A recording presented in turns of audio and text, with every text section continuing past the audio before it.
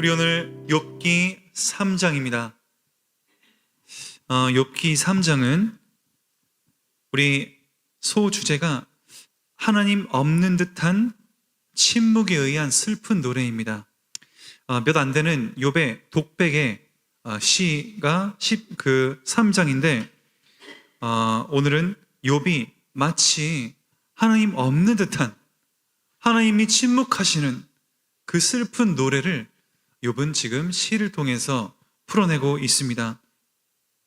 욥의 1, 2장의 서론 이후에 3장의 독백이 있고, 이 독백을 시작으로 욥은 우리 2장 13절에 보시면 욥이 친구들과 함께 애도하면서 욥의 상황을 보고 7일 동안 아무 말도 하지 않았던 침묵의 시간이 있었음을 우리는 기억을 합니다. 그 침묵의 시간 이후에 누가 처음으로 입을 열었는가? 새 친구들이 아니라 욥입니다. 욥이 자신의 이 내용을 토대로 4장부터 27장까지 순차적으로 욥과 친구들이 서로 논쟁을 벌입니다. 그렇기 때문에 이 3장이 앞으로 우리 할 전체에 있어서 굉장히 중요한 위치를 차지하며 성경 전체에 몇 안 되는 가장 슬픈 시다 라고 평가되는 것이 또 3장입니다. 시편 88편과 함께 그냥 뒤에 뭐 하나님의 반응이나 감사나 이런 게 없이 그냥 순수 탄식으로 끝나는 것에 어떠한 메시지들이 담겨 있을까 우리가 한번 또 기대하면서 보시면 좋겠습니다. 3장은 아까 말씀드린 것처럼 긴 대화 4장부터 27장까지의 새 친구들과의 논쟁에 신호탄을 날리는 서문이고, 욥의 혼잣말이면서 중요한 것은 욥은 지금 1, 2장에 하늘의 천상의 회의의 상황을 지금 전혀 모릅니다. 모르지 않습니까? 하나님과 사탄이 나눈 대화, 하나님이 허락하시고 또 욥의 여기까지만이다, 생명은 해하지 말아라 라고 하는 그 한계를 정해두신, 시험의 한계를 정해두신 그 사실도 욥은 전혀 모릅니다.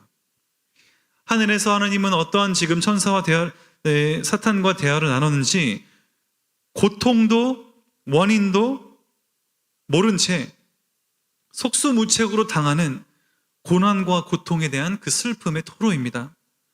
그래서 이 3장은 지금 완전한 고통과 절망 속에 있는데, 중요한 핵심 포인트는 뭐냐면 하나님은 어떠한 위로도, 어떠한 약속도, 어떠한 동행에 대한 말씀이 없습니다.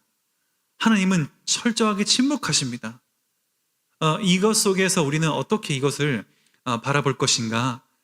그리고 우리는 어떻게 어떠한 여기서 교훈을 얻을 수 있을까?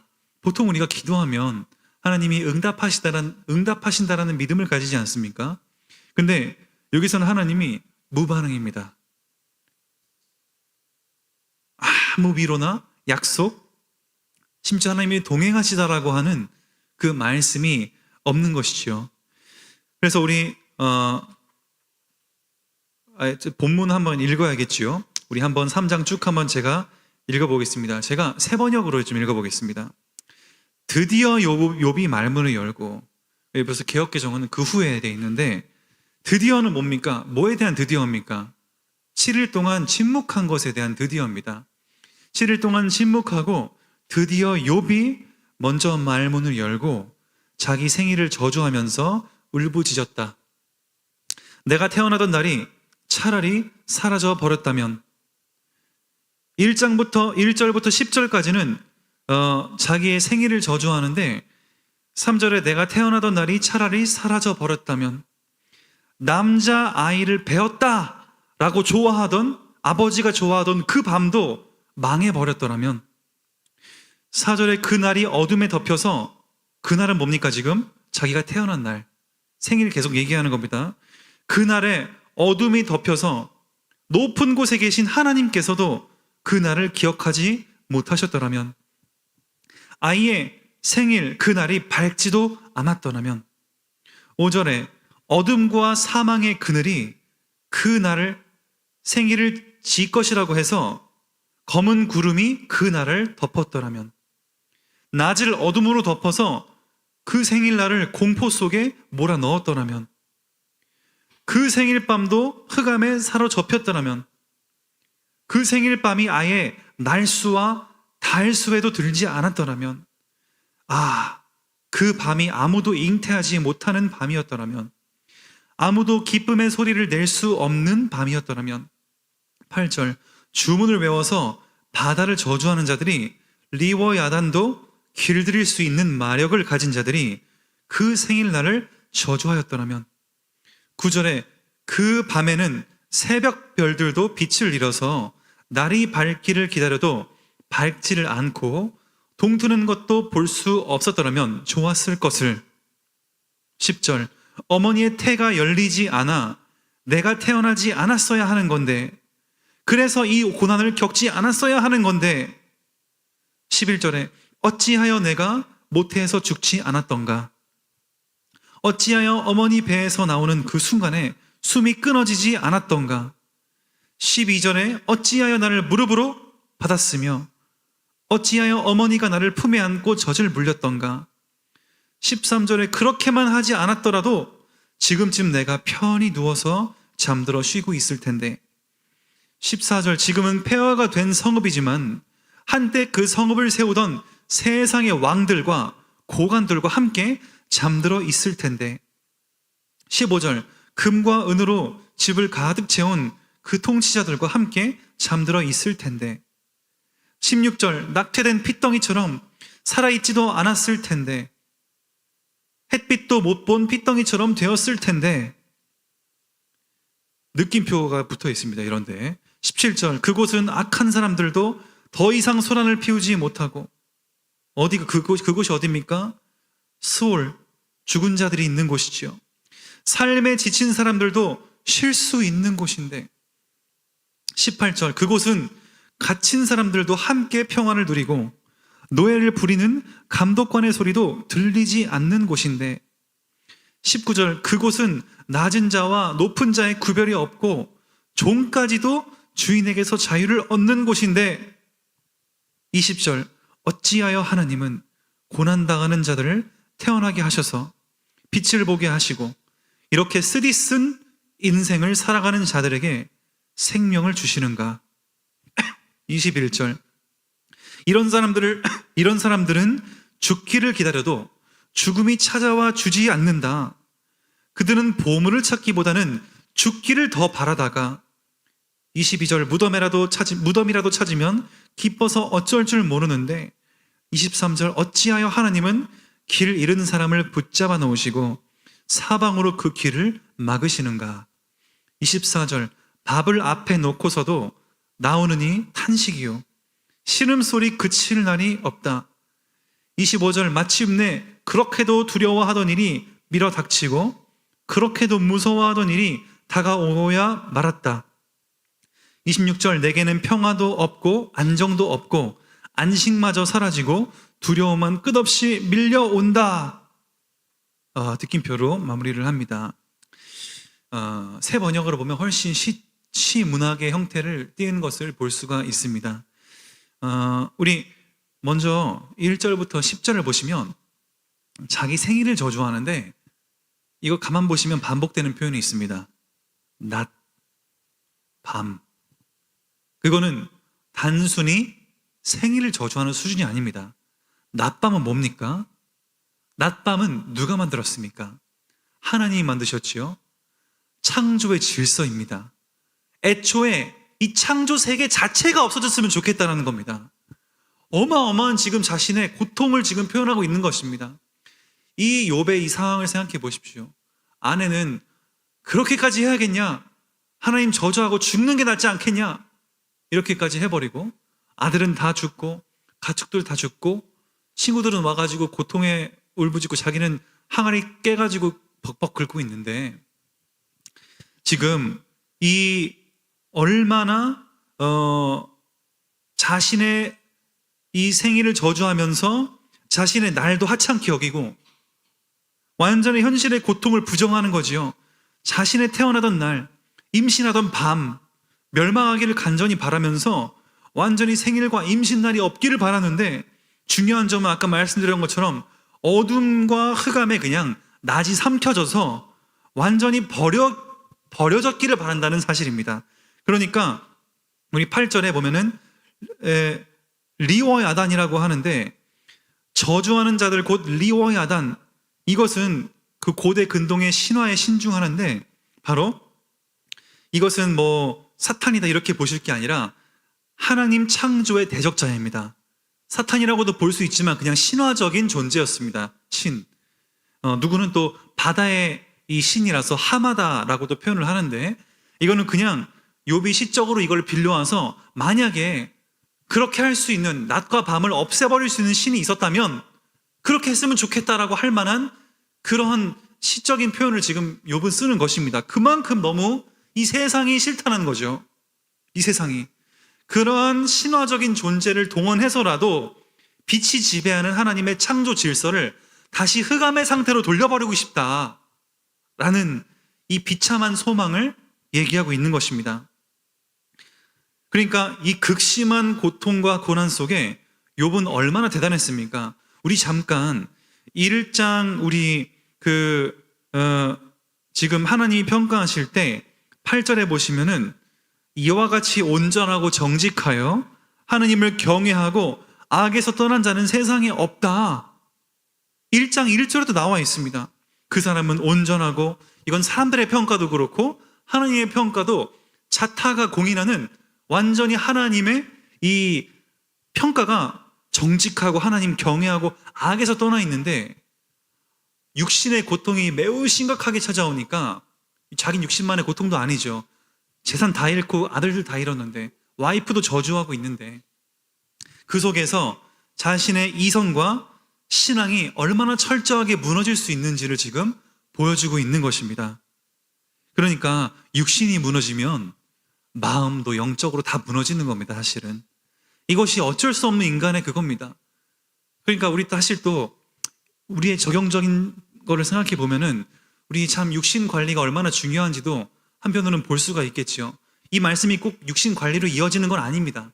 그런데 육신이 무너지니까 그렇게 세상에서 인정받던 최고의 이 온전한 자도 이렇게 이성이 무너질 수 있다는 그 사실을 보이는 것입니다. 이것이 인간의 나약함이고 한계이지요. 그러면서 우리 11절부터 19절에 보면은 이때부터는 또 혼잣말하면서 부르는 슬픈 노래인데, 출생 자체를 완전히 우리 출생 자체를 원통 여깁니다. 아까 말씀드린 것처럼 10절에 내 모태의 문을 닫지 아니하여 내 눈으로 환난을 보게 하였음이로구나. 한마디로 세 번역에는 어머니의 태가 열리지 않아 내가 태어나지 않았어야 하는 건데, 그래서 이 고난을 겪지 않았어야 되는 건데 하면서 왜 사산되지 않았는지, 그러면서 13절과 23절에는 차라리 죽은 자들이 낫다. 보십시오. 그렇게만 하지 않았더라도 지금쯤 내가 편히 누워서 잠들어 쉬고 있을 텐데 죽는 게 낫다라는 겁니다. 앞에 1절에서 10절까지는 자신의 탄생을, 그리고 이 세상 자체가 없어지길 바란다라는 그 고백이었다면, 이 13절에는 아예 자기가 죽었으면 좋겠다, 수월로 가면 좋겠다. 그러면서 14절부터 16절에는 죽은 사람들을 부러워합니다. 보십시오. 지금은 폐허가 된 성읍이지만 한때 왕들, 고관들이 함께 잠들어 있을 텐데, 그러면서 금과 은으로 가득 집을 채운 통치자들, 또 낙퇴된 핏덩이, 한 번도 햇빛도 못 본 핏덩이, 이런 사람들이 지금 죽어 있는 그곳이 너무 부럽다, 이렇게 얘기하고 있는 것입니다. 그러면서 17절부터는 사산된 아이들을 부러워하면서 이 차등이 없는, 그러한 죽으면은 차등도 없다. 이 세상에서나 신분의 차등이 있고 종이나 노예나 그런 구분이 있지, 죽음이 있는 곳에는 어느 누구도 차등이 없지 않냐라고 하면서 또 죽음이 있는 그 장소, 죽음의 장소, 죽어서 가는 곳을 부러워하는 것이 나옵니다. 17절 보십시오. 그곳은 악한 사람들도 더 이상 소란을 피우지 못하고 삶에 지친 사람들도 쉴 수 있는 곳인데, 그곳은 갇힌 사람들도 함께 평안을 누리고 노예를 부리는 감독관의 소리도 들리지 않는 곳인데, 그곳은 낮은 자와 높은 자의 구별이 없고 종까지도 주인에게서 자유를 얻는 곳인데, 라고 하면서 자신이 갈 이 지옥이 아니라 죽음이라는 그 곳이 너무 부럽다라고 얘기합니다. 근데 이것은 자신의 생일과 이 저주를 탄식하는 것은 여기에만 있는 것이 아니라 예레미야 20장 14절에 18절도 나옵니다. 참 이것도 나중에 한번 봐보시면은 예레미야가 그 20장에 지금 무너져가는 그 유다의 나라를 보면서 회개하지 않는 그 모습을 보면서 너무 애통해서 이것을 보는 자신이 너무 지금 비참한 것입니다. 그래서 똑같이 자신이 차라리 태어나지 않았더라면 하면서 똑같은 그 구조의 얘기를 합니다. 그러니까 이러한 것을 통해서 얼마나 지금 욥이 슬퍼하고 있는지를 보게 되는데, 20절부터 이제 하나님을 향한 어떠한 얘기가 나옵니다. 하나님을 향한 슬픔 노래. 오직 그에게 기쁨은 죽음밖에 없다라는 얘기를 합니다. 그러면서 20절에 보시면 어찌하여 하나님은 고난당하는 자들을 태어나게 하셔서 빛을 보게 하시고 쓰디쓴 인생을 살아가는 자들에게 생명을 주시는가.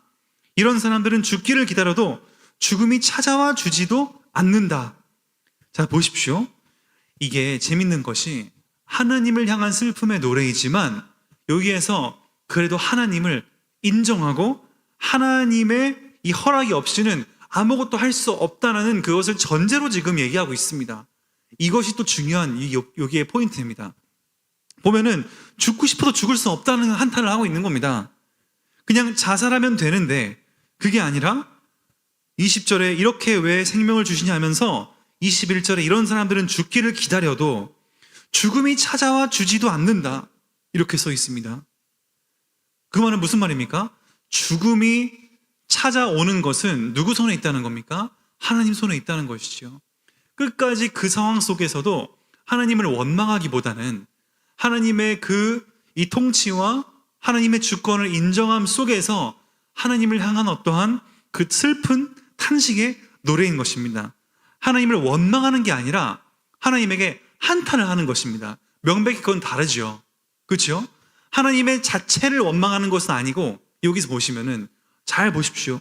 20절에서 23절에는 그렇게 생일을 저주하고 이 세상도 없어지면 좋겠다까지 하는데, 감히 하나님에게만큼은 하나님을 저주하거나 하나님 자체를 원망하기보다는 하나님께 자신의 이 상황을 토로하고 한탄하고 있습니다. 그러면서 이 욥이 지금 완전히 하나님이 자신을 보호하고 있는 이 축복의 장막이 완전히 사라진 상태고 남은 것은 생명밖에 없는데, 그 생명이 오히려 자신이 끝내고 싶은 것에 장애물이 된다라는 소리를 지금 하고 있는 것입니다. 그냥 죽었으면 좋겠다, 태어나지도 않았으면 좋겠다라고 하는데, 죽는 그 수월이 부럽다라고 얘기하는데, 죽었으면 좋겠는데 중요한 것은 하나님이 살아계시기에 내가 죽고 싶어도 죽을 수 없다라고 하는 이 고백이 참 놀라운 고백입니다. 그러면서 24절부터 이렇게 얘기합니다. 23절에 보시면 어찌하여 하나님은 길을 잃은 사람을 붙잡아 놓으시고 사방으로 그 길을 막으시는가. 지금 하나님께서 욥이 너무나 괴롭고 도망치고 싶은데 자신은 이 상황을 빠져나올 수 없는, 오히려 하나님에게는 하나님의 은혜와 하나님의 이 보호가 자기는 축복이었는데, 이제는 하나님의 보호와 그 축복, 자신의 생명을 책임지고 있다는 그 사실이 오히려 자기에는 괴로움이 되는 그 상황을 지금 나타내고 있는 것입니다. 우리 성도님 생각해 보십시오. 우리가 그런 생각하신 적 있지 않으십니까? 우리가 너무 괴로워서 차라리 내가 하나님 믿지 않았더라면 그냥 아예 이런 선택을 해버렸으면 됐을 텐데, 근데 오히려 하나님이 살아계시고 하나님이 지켜보고 있다는 그 양심, 그리고 하나님이 내 안에 계시다는 그 양심 때문에 차마 내가 그냥 내 마음대로 하고 싶은 것도 못하는 하나님의 축복이 오히려 장애물이 되는 듯한 그런 느낌 받으신 적 혹시 없으십니까? 욥은 정말 사경을 헤매면서 죽음의 그 끝자락까지 가 있는 것입니다. 어떻게 보면 정말 미쳐버릴 만한 상황인 것이죠. 이 상황을 한번 대입해 보십시오, 성도님께서. 상상이 되십니까? 자녀 죽은 것도 슬픈데, 재산 없어진 것도 슬픈데, 아내가 저주한 것도 슬픈데, 자신이 지금 그런 어떤 처지 속에 이 온몸에 그냥 악성 종기가 나타나가지고 친구들이 바라볼 때 욥인지도 모를 만큼 형태가 완전히 그냥 알아보지 못했다라고 얘기했습니다. 제가 뭐 의도한 바는 아니지만 우연히 유튜브에 아토피 중증 환자의 이 고충에 대해서 인터뷰한 내용이 있어서 봤는데, 너무 아리따운 여성이셨는데, 20대셨는데 정말 얼굴이 그 사진 이렇게 비교해서 보니까 정말 못 알아보겠더라고요. 아토피가 그렇게 심하기만 해도 이렇게 못 알아보는데, 악성 종기에 벅벅 긁고 물집에 진물에 이렇게 나오고 있는 그 상황에 얼마나 고통스러웠을까. 정말 그 여성분의 그게 왜 제 알고리즘에 떴는지는 모르겠지만, 욥기 묵상하고 있었는데 갑자기 그런 분이 왜 떴는지는 모르겠지만 참 죄송한 얘기지만은 그분을 뵈면서 이게 온몸에 그렇게 붓고 피가 나고 고름이 나고 얼마나 고통스러우실까. 정말 미쳐버릴 것 같다라고 말씀을 하시더라고요. 근데 이 욥이 그런 상황 속에서 완전히 이성도 무너지고 자신 하나님을 향한 그 믿음의 그 건전한 그 건실한 그 믿음 자체가 완전히 그 무너지는 그 시점에 우리 성도님들은 어떻게 하시겠습니까? 욥이 마지막으로 24절부터 26절에 이렇게 얘기하는 것입니다. 밥을 앞에 놓고서도 탄식이 나오고 신음소리 그칠 날이 없다. 그러면서 25절에 마침내 그렇게도 두려워하던 일이 밀어 닥쳤다. 자, 뭐가 두려웠겠습니까? 이게 뭐가 두려운 내용인지 아시겠습니까? 욥이 두려워했던 게 하나가 있습니다. 1장 5절 한번 보시면 욥이 한 가지를 두려워했었는데, 그 두려운 게 뭐냐? 제가 읽어보겠습니다. 그냥 개역개정으로 읽어보겠습니다. 그들이 차례대로 잔치를 세 번역으로 읽겠습니다. 잔치가 끝난 다음 날이면 욥은 을의 아침에 일찍 일어나서 자식들을 생각하면서 그들을 깨끗하게 하려고 자식들의 수대로 일일이 번제를 드렸다. 자식 가운데서 어느 하나라도 알지 못하는 사이에라도 하나님을 저주하고 죄를 지었을 수도 있다고 생각하여 잔치가 끝나고 난 뒤에는 늘 그렇게 하였다. 욥은 모든 일에 늘 이렇게 신중하였다. 뭔지 아시겠습니까? 혹시나 우리도 모를 사이에 죄를 지었을까봐 막 잔치 때 그 당시에는 이 먹고 마시고 나서 이 혹시나 말에 실수했을까봐 늘 자녀 수대로 제사를 번제를 드려가지고, 번제는요 완전히 동물을 각을 떠서 싹 다 없어질 때까지 싹 태워버리는 것입니다. 자신을 완전히 드린다라고 하는, 완전한 자신 전체를 드린다라고 하는 제사입니다. 그만큼 욥은 모든 일에 신중하고 죄를 지었을까봐, 그 말은 뭡니까? 내가 지은 죄 때문에 하나님께 벌 받을까봐 늘 그 하나님을 경외하는 그 두려움이 늘 있었다는 것이지요. 근데 오늘 3장 25절에 내가 두려워하는 그것이 내게 임하고 그렇게도 무서워하던 일이 다가오고야 말았다, 이렇게 표현을 합니다. 그러니까 욥이 지금 이 상황이 두려움과 하나님께서 허락하신 이 모든 상황이 오히려 두려움 그리고 무서움의 원인이 되었구나. 처음에는 1장 21절을 보면은 고통도 하나님이 주신 것이고, 그러니까 걷어가시는 것도 하나님이다. 주신 것도 하나님이요, 걷어가시는 것도 하나님이다. 이렇게 말을 했는데, 지금은 완전히 처음과는 전혀 다른 태도로 하나님의 침묵, 그리고 욥에게는 고통과 고난밖에 없는 그러한 삶 속에 욥은 마지막으로 나에게는 평화도 없고 안정도 없고 안식마저 사라지고 두려움만 끝없이 밀려온다. 자신이 욥이 제일 두려워했던 게 자신의 죄로 인해서 그 당시 말씀드렸지요. 이 인과응보, 자업자득, 내가 죄를 지었으니까 그것이 원인이 있으니까 결과로 이렇게 내 모습이 따라온다라는 그것이 일반적 사회 분위기였기 때문에, 그리고 그것이 그 신앙의 분위기였기 때문에 욥은 늘 그것을 두려워해서 제사를 드렸는데, 자기가 두려워하던 그것이 임했다라고 생각하니까 너무 지금 모든 것이 다 자신의 생일과 이 전체를 저주하면서도 두려운 상황이 돼버린 것입니다. 근데 거기에서 하나님이 반응이라도 해주시면 좋겠는데, 중요한 건 하나님이 철저하게 침묵을 하고 계시다라는 그 사실이 여기에서는 또 관건이지요. 여기에서 묵상할 포인트는 우리 총 3가지가 있겠습니다. 우리 성도님께서 첫 번째는 원인 모를 고통과 하나님의 침묵입니다.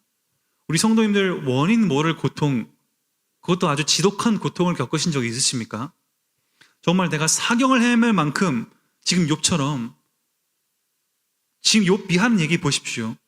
욥이 이거는 고통 중에 적은 건 아닐 테고 그 당시의 상황을 연상하면서 이 뒤에 회복 이후에 감사의 시로 적은 거지 않습니까? 물론 왜냐하면 그 마지막을 보면 알 수 있는 거니까. 근데 이 당시에 얼마나 사경을 헤매고 미쳐버릴 만한 지경이었는지를 우리는 이 문학을 통해서 알 수 있지 않습니까? 창조 질서가, 창조 세계가 없어져 버렸으면 좋겠다고 얘기하는데, 자기 생애를 저주하고 있는데, 그리고 하나님을 향해서 왜 나를 살려두십니까? 탄식하고 있는데, 그렇게 정신이 혼미한 상황 속에 하나님이 응답을 안 하시고 있다는 겁니다. 지금 하나님은 침묵하고 있다는 것입니다. 욥처럼 현실이 너무너무 고통스러운데 원인도 모르고 하나님은 묵묵부답이셔서 너무 살기 힘든다라는 그런 고통을 겪으신 적이 있으신가? 그러면 거기에서 우리는 욥 같은 그런 마음을 이해할 수가 있는 것이지요. 거기에서 우리는 적어도 뭘 여기서 알 수 있습니까? 기도라는 것은 적어도 내가 기도한다고 해서 항상 즉각 응답만은 있는 것은 아니구나. 오늘 하나님께서 1절 침묵 안 하시고 바로 4장부터는 친구들과의 지금 논쟁으로 전환됩니다. 27장까지. 하나님이 이 3장에 대한 답이 없습니다. 답이. 욥은 하나님께 기도를 하고 있는데, 그러니까 묵묵부답이라는 그 상황 속에 하나님은 내 기도에 반드시 꼭 응답만 하시지는 않는구나, 무응답도 응답이구나라는 그 중요한 사실을 깨닫는다면 우리의 기도가 더더욱이 풍성해지리라고 믿습니다. 우리는 기도하면 막 답 나올 때까지 막 생을 걸지 않습니까? 근데 욥은 사실 지금 버틸 만큼 버틴 겁니다. 도저히 견딜 수가 없는 상태까지 이성이 그냥 철저하게 무너져 버렸는데, 그 상황 속에서 하나님이 응답하지 않는 모습을 보고 우리는 기도라는 것은 응답도 있지만 무응답도 있구나라는 것을 우리는 알 수가 있겠습니다. 두 번째는 뭡니까? 절망 중에도 욥은 하나님의 살아계심을 전제하고 있다는 사실입니다. 너무너무 깊은 삶의 절망과 고통, 그 아픔을 온 몸으로 느끼면서도 하나님의 살아계심을 인정하는 모습 보면서 성도님들은 어떤 생각이 드십니까? 성도님들께서도 그런 어려움이 있을 때, 그래 적어도 하나님은 살아계시지 라는 믿음을 가질 수 있으십니까? 아니면 하나님이 살아계신지 욥의 아내처럼 차라리 그냥 하나님 저주하고 죽었으면 좋겠다 라는 그러한 마음을 가지시는지, 우리가 이것을 통해서도 묵상해 볼 만한 중요한 포인트가 되겠습니다.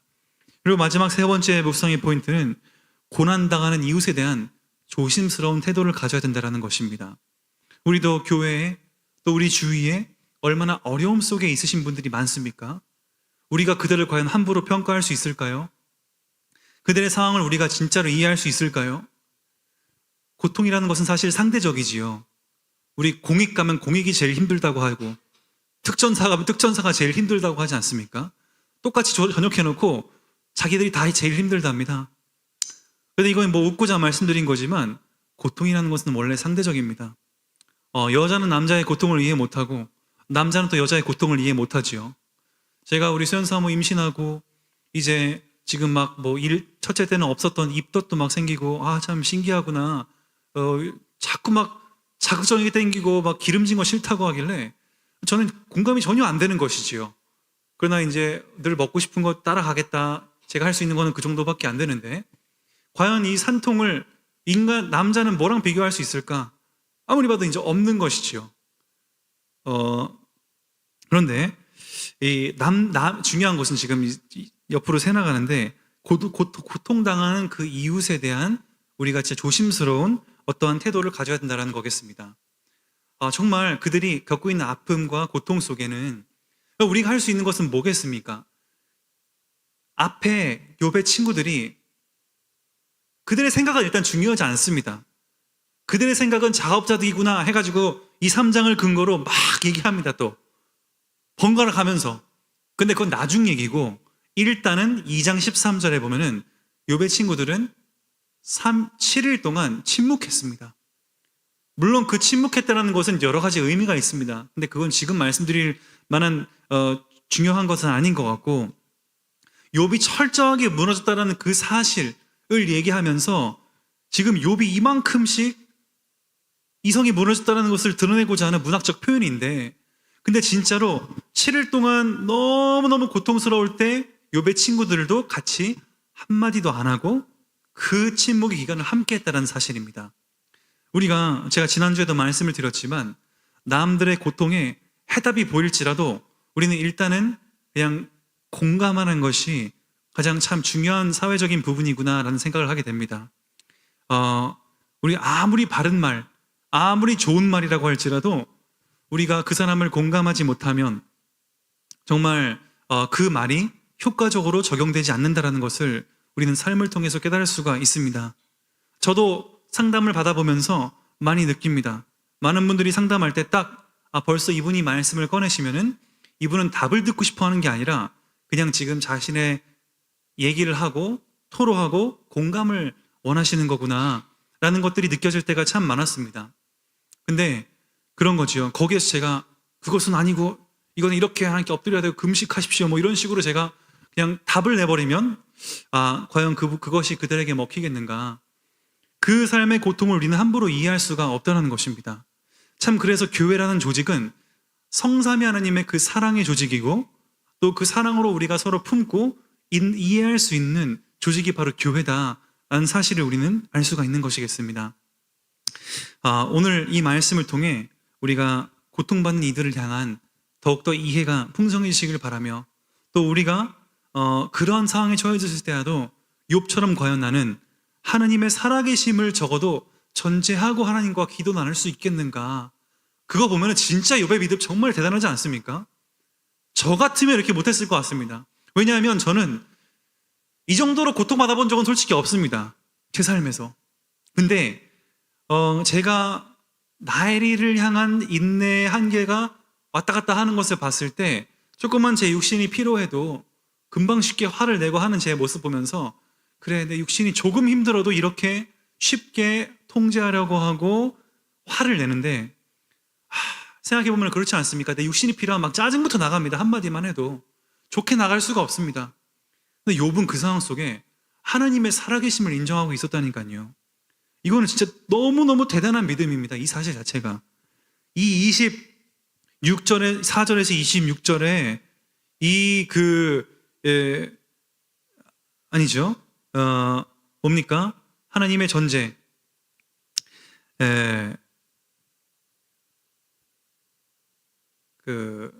아무튼 20절부터 23절까지에 자신이 죽고 싶어도 죽을 수 없다라고 하는 그 사실, 하나님이 내 주인이기 때문에 내가 죽고 싶어도 자살도 못한다 라고 하는 것이 정말 욥의 강력한 믿음이 아닌가.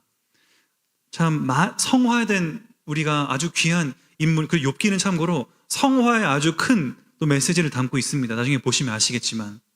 근데 오늘 이 말씀을 통해 또 큰 은혜가 성도분들에게 있으셨기를 바랍니다. 오늘 우리의 믿음이 더욱더 풍성해지시는 시간 되기를 바라면서 말씀을 생각하면서 우리 함께 찬양하도록 하겠습니다.